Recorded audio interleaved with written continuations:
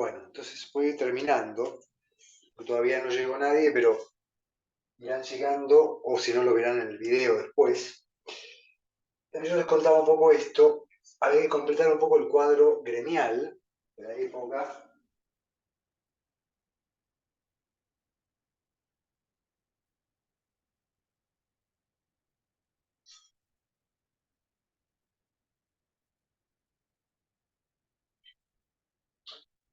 Sí, bueno, justamente a causa del tema de la industrialización,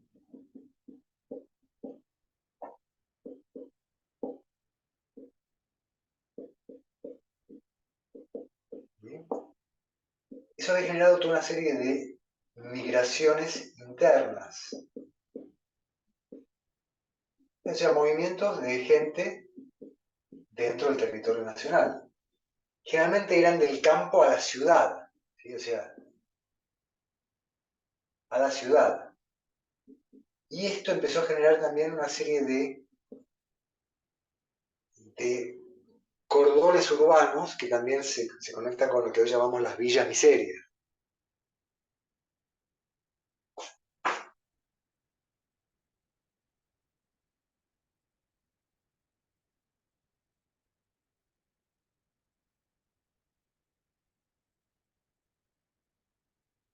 ¿Sí? O sea, quiere decir que básicamente gran parte de la población del campo, ¿sí?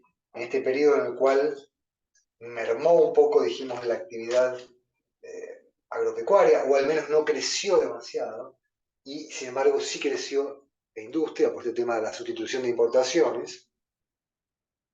Entonces, gran parte de la gente que vive en el campo vino a la ciudad.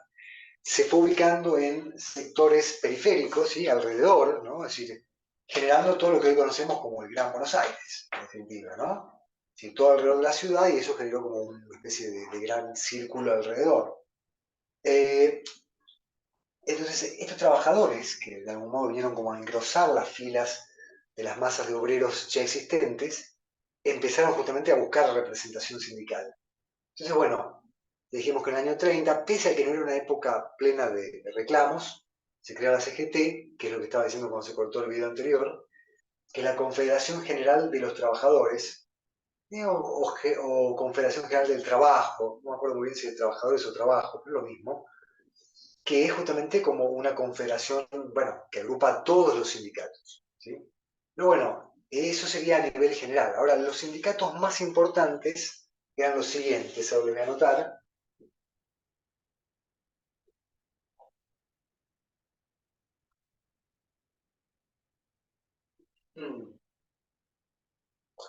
Y, o sea, había algunos sindicatos que ya por una cuestión lógica de la fuerza que tenían esos rubros, bueno, tenían ya unos gremios bastante fuertes. Unión Ferroviaria era el primero, que aún existe, pero que bueno, no es lo mismo que antes, pero es un gremio fuerte igual. Unión Ferroviaria, ¿sí? Y la Confederación de los Trabajadores, que ahora es la UOCRA, pero que antes tenía otro nombre,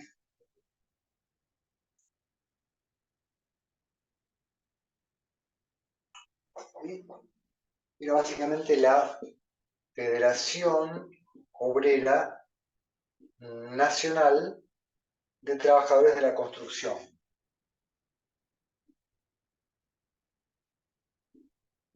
¿Sí? Estos eran los sindicatos más fuertes. Pero bueno, a la vez empieza a haber otros rubros que también necesitan ir como gremializándose para ir encontrando su representación política, digamos.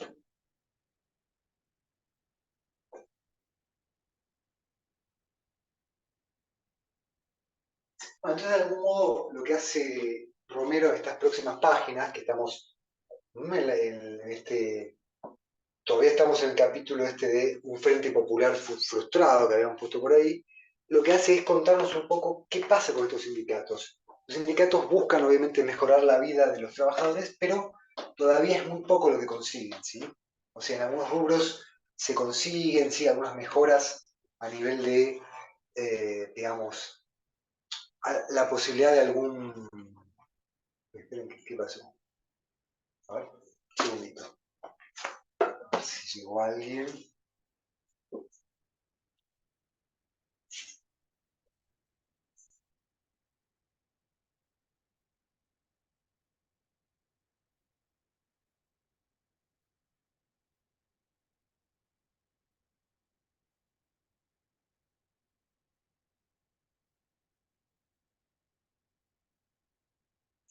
Bien.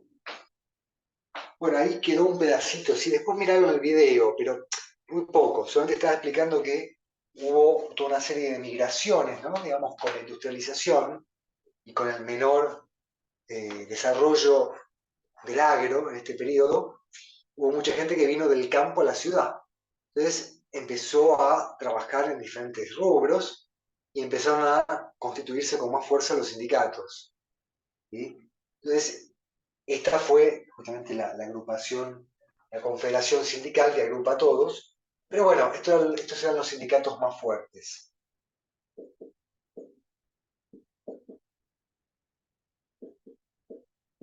¿Sí? Dijimos estos dos. Pero bueno, inmediatamente lo que hace Romero es empezar a hablar de los logros a nivel de derechos laborales que habían conseguido estos sindicatos. No son muchos, justamente. O sea, mencionan unas cosas como algunos tipos de licencia por embarazo, no hay todavía vacaciones pagas, ¿m? Pero de todos modos, Romero empieza a mostrar que hay como un inicio de, digamos, de adaptación, digamos, a este funcionamiento de los sindicatos. Justamente como los sindicalistas habíamos dicho que de algún modo se deslindan de la política y no les interesa tanto la cuestión política parlamentaria, es decir, de la búsqueda de cambios sustanciales en la sociedad, sino únicamente la mejora de su propio rubro, entonces es que son como más funcionales al poder, porque, digamos, un dirigente o un patrón, ¿no? Al pactar con estos sindicalistas no están haciendo grandes reformas sociales, o sea, no hacen nada que modifique las relaciones de fuerza entre ¿no? burgueses y proletarios en términos marxistas, o si se quiere, entre los grupos de poder, las élites y, bueno, las clases medias y bajas, como quiera decírsele, pero en definitiva, estos gobiernos conservadores todavía empiezan a darse cuenta de que hay una ventaja en empezar a dialogar con los líderes del sindicalismo más que con los líderes políticos, ¿sí? Del comunismo, del socialismo, que querían reformas. Entonces esto les conviene. Y por eso mismo empiezan a impulsar la sindicalización. Algo que vamos a ver que durante el peronismo, que está del 43, en realidad unos años más adelante, pero que comienza con el año 43 hasta el año 55, ahí se va a dar justamente, finalmente, lo que podemos llamar la estatización de los sindicatos. No solamente que los sindicatos se terminen de formar, sino que el Estado, que van a ser casi parte del Estado. O sea, el Estado de algún modo los organiza, los ordena, los contiene y los controla. Entonces, de algún modo son funcionales, sirve al Estado tenerlos. Porque por un lado los mantiene bien, o sea, les da una serie de beneficios, y por el otro los mantiene tranquilos. Entonces, este es el tema. ¿Sí? Eh, y bueno, justamente eso se va formando en este periodo, se empieza a formar, ¿no? Ahí Romero dice justamente que empieza a haber una serie de mejoras que fueron las siguientes, ahí se las voy a anotar.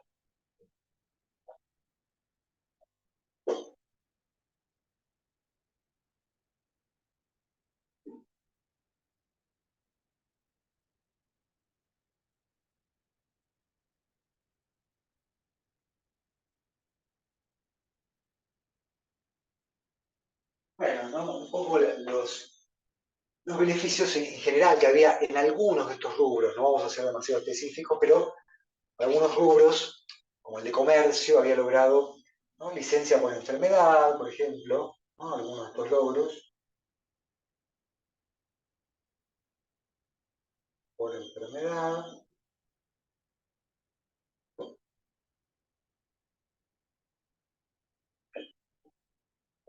perdón por la letra, pero bueno. Eh, alguna cuestión también ligada con, ¿cómo era?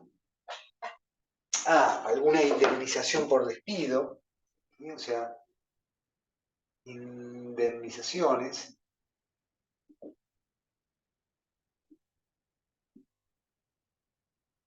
y en algunos casos también jubilaciones, es decir, que te paguen como, mejor dicho, que la empresa aporte al Estado para que luego el Estado te pague una pensión, ¿no? Hasta que te mueras.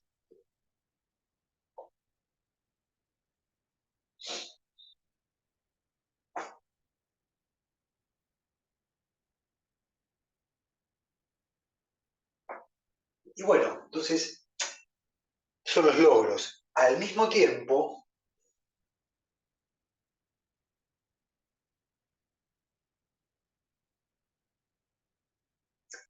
se fue extendiendo justamente la idea central del sindicalismo, que era la idea del, vamos a ponerlo por acá, o lo ponemos acá, como una especie de cuestión general, el convenio colectivo.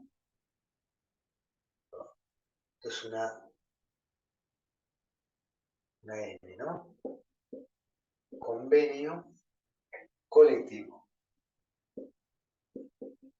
Quiere decir que vos te afiliás a un sindicato y hay una serie de reglas que ya se fueron de algún modo acordando entre el sindicato y los patrones.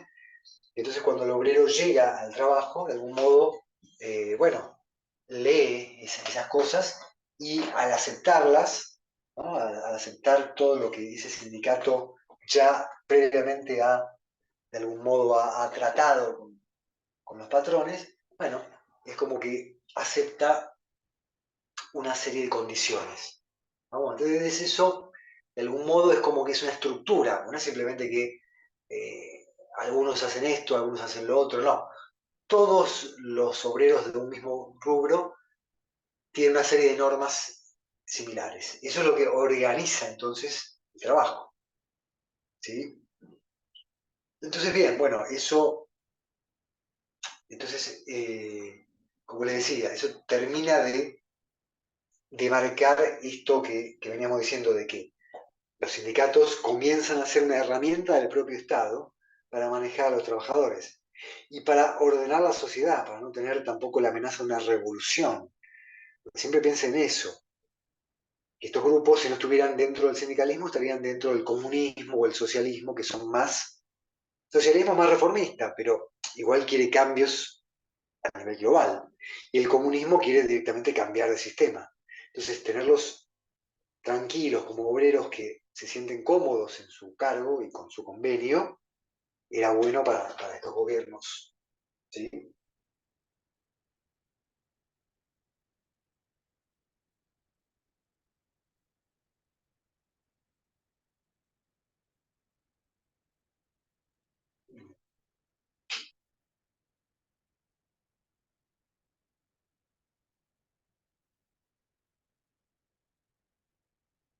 Bueno, y por último, a nivel político, y nos quedan unos minutos para hablar de la Segunda Guerra Mundial, pero voy a borrar esto.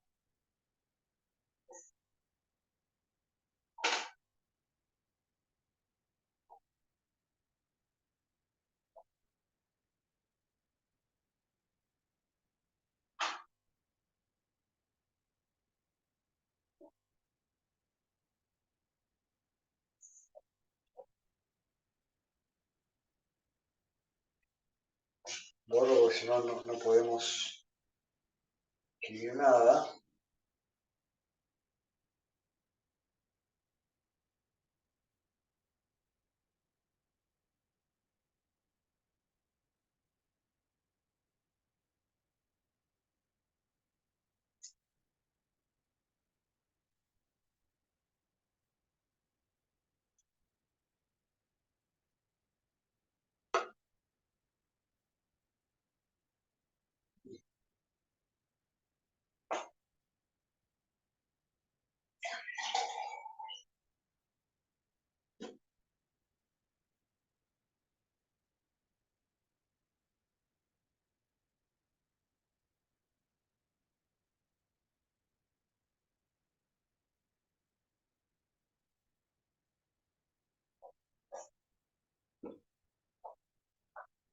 Entonces les decía, eh, nada, para completar un poco la imagen que teníamos del Frente Popular, habíamos dicho que el radicalismo mm, deja la abstención, la UCR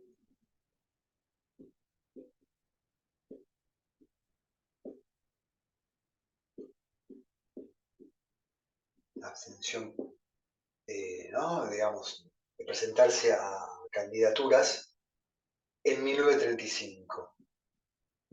O sea, a partir de ahí gana una serie de puestos, de cargos en las provincias, ¿sí?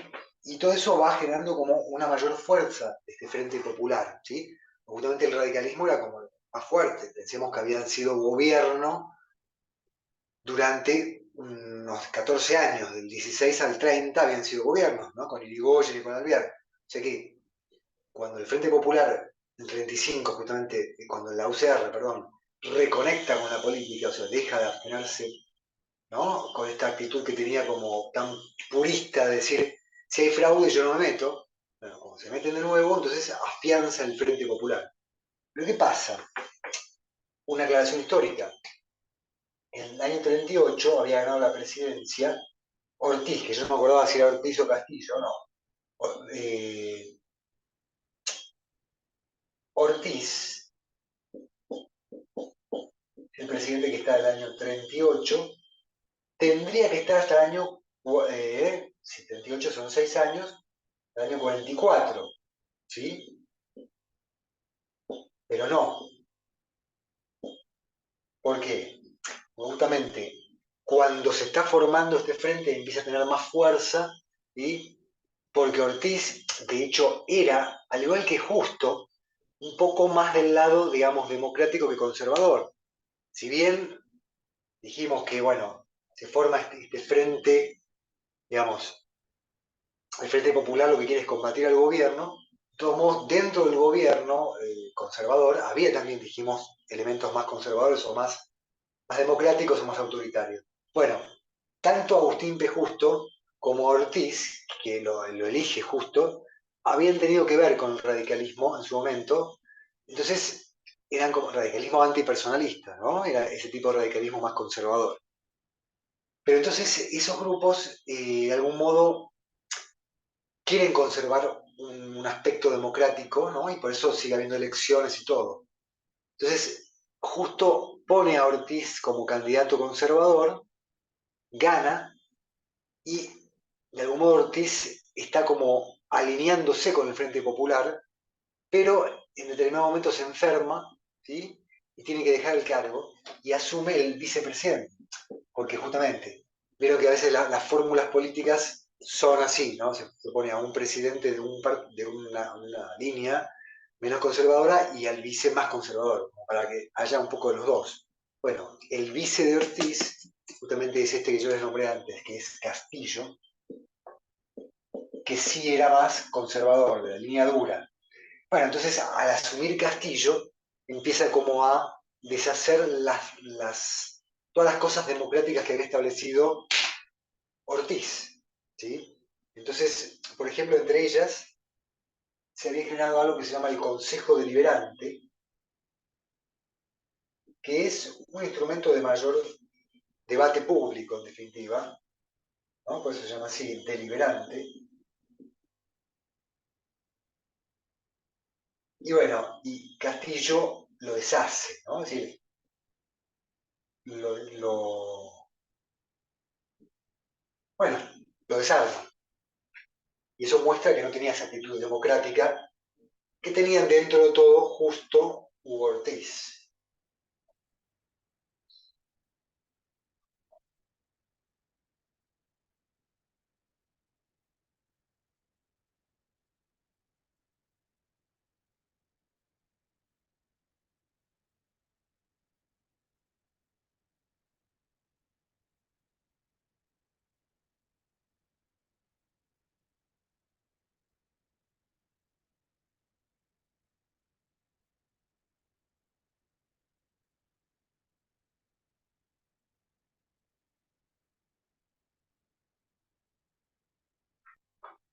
¿Sí? Y justamente también con Castillo también vuelve el fraude, o sea, algo que se había intentado corregir en el último periodo de Justo y con Ortiz sobre todo, bueno, pero de nuevo, vuelve la práctica del fraude en las provincias, ¿no? Bueno, ahí tenemos un poco el panorama. Y lo que nos queda ver justamente que es el último subcapítulo,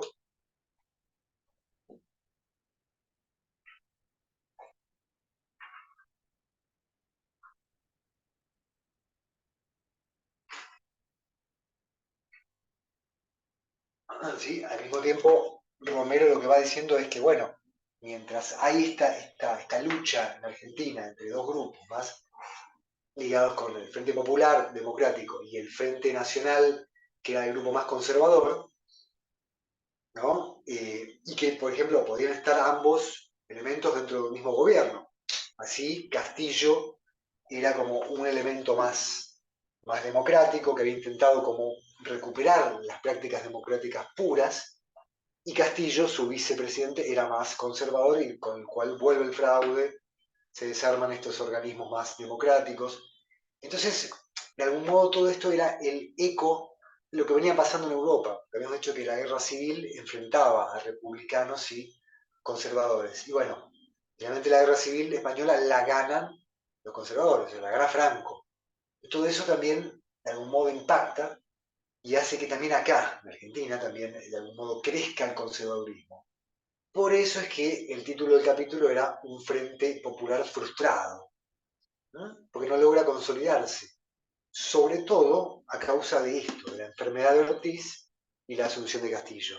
Pues si no fuera por eso, y con la fuerza del radicalismo y de Alvear, que estaba otra vez vigente, tratando de buscar mayor funcionamiento democrático, ¿no? Mayor transparencia en los votos de las provincias, bueno, no se logra y vuelve el fraude. Entonces, todo esto va de la mano con lo que pasaba en Europa. Y nos queda el último capítulo, que es ver cómo, a ver, finalmente de algún modo, al principio son los conservadores los que están. Luego, a la mitad de la década, justamente, hay como una puja entre el Frente Popular y el Frente Nacional, y gana el Frente Nacional, digamos, con esto, ¿no? Con Castillo. Y bueno, y es el que queda en ese poder, en el poder. Cuando comienza la Segunda Guerra Mundial, que va del 39 al 45, los que quedan en el poder, los que tienen más poder, son los del Frente Nacional, o sea, los más conservadores. Y bueno, en ese periodo entonces simplemente nos queda decir qué reacción hubo frente a lo que pasaba en Europa.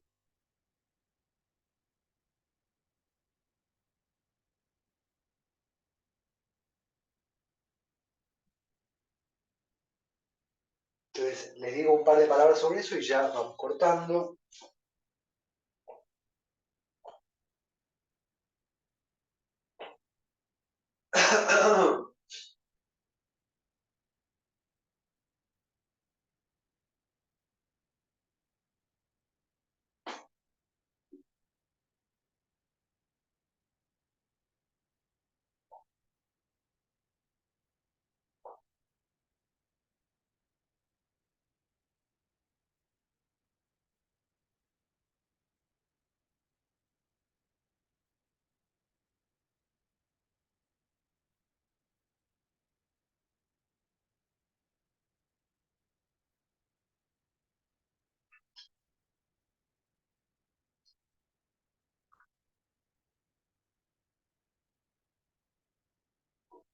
Bueno, entonces un par de detalles, digamos. Argentina, digamos, entra en la guerra, no en la guerra, sino en el periodo de la guerra,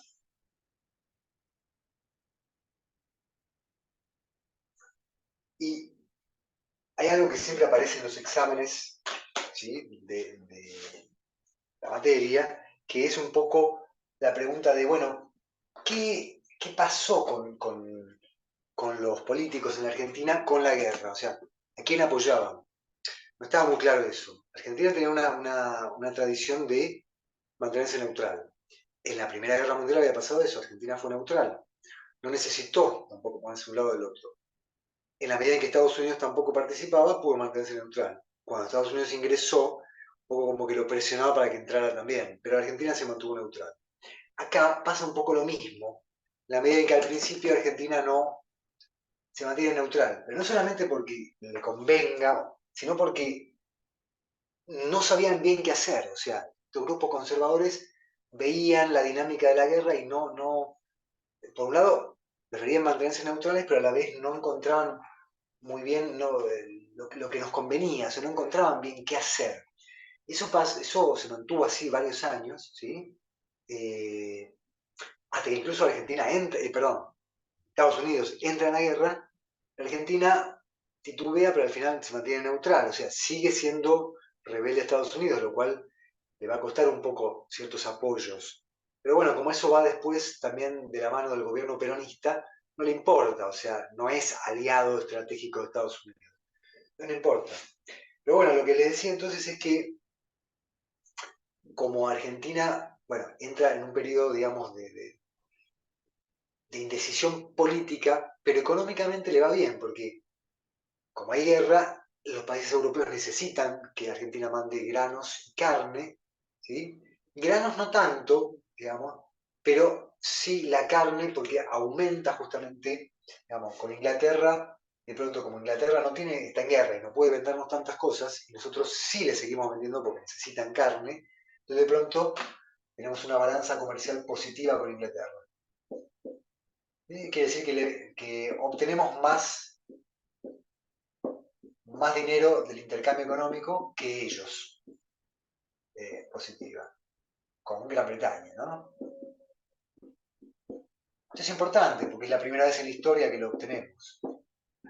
Y bueno, aparte de esto, lo que les decía recién de qué otros aspectos de los productos podíamos vender.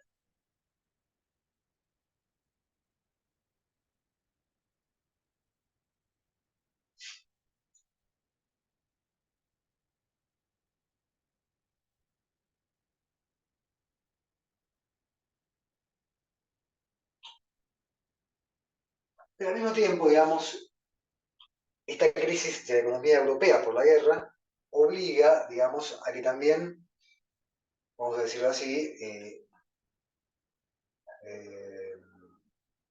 a causa un poco del proteccionismo, ¿no? Para vincularlo con algo de todo este mapa, se genera un nuevo comercio con países limítrofes. ¿Sí? Con países limítrofes. En el medio de esos, y vinculado con esta idea, ¿no? Surge lo que se llamó el plan, esto también lo pueden preguntar, pues eso, saberlo bien, plan de reactivación económica, ¿no? Que fue durante la Segunda Guerra Mundial, que fue un plan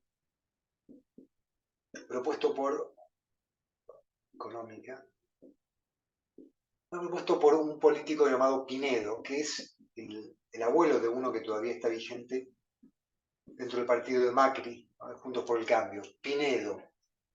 Eh, este plan básicamente consistía en una serie de cambios económicos.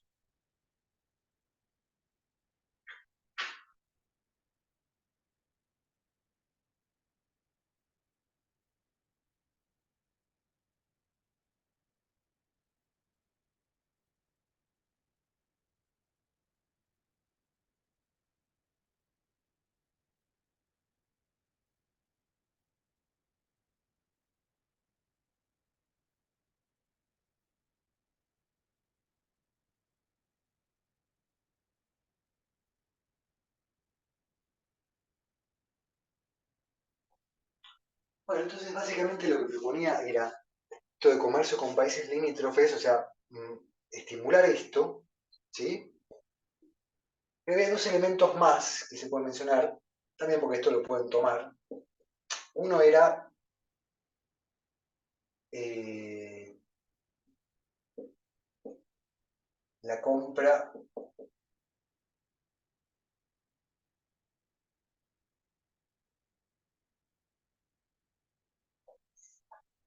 la compra de las cosechas,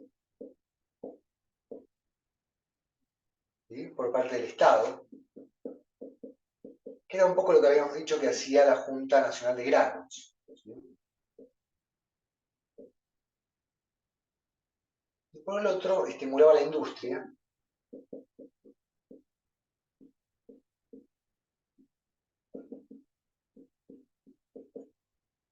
¿sí?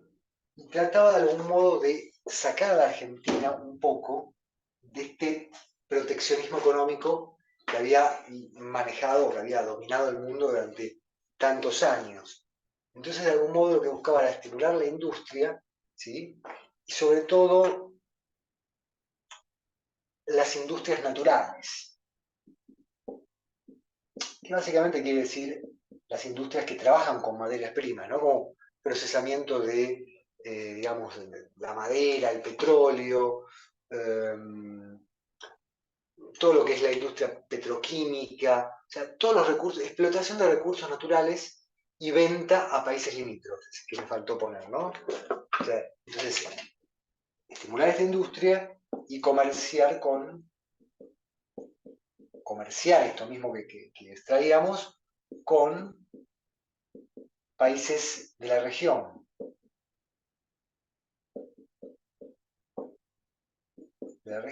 o incluso Estados Unidos, ¿sí? Americano. Entonces, bueno, todo esto era como un intento de reactivar la economía en un contexto que todavía era de proteccionismo y con una Segunda Guerra Mundial en curso. Bueno, esto es muy importante también porque es uno de los intentos por reaccionar o bueno, por tener algún tipo de economía pujante en un contexto de guerra. Bueno, después el capítulo simplemente va dando una serie de indicaciones de cómo reaccionaban los diferentes grupos, pero ya habíamos dicho que al ganar el grupo conservador, de algún modo es ese grupo el que tiene que decidir cuál es su reacción frente a lo que pasa en Europa.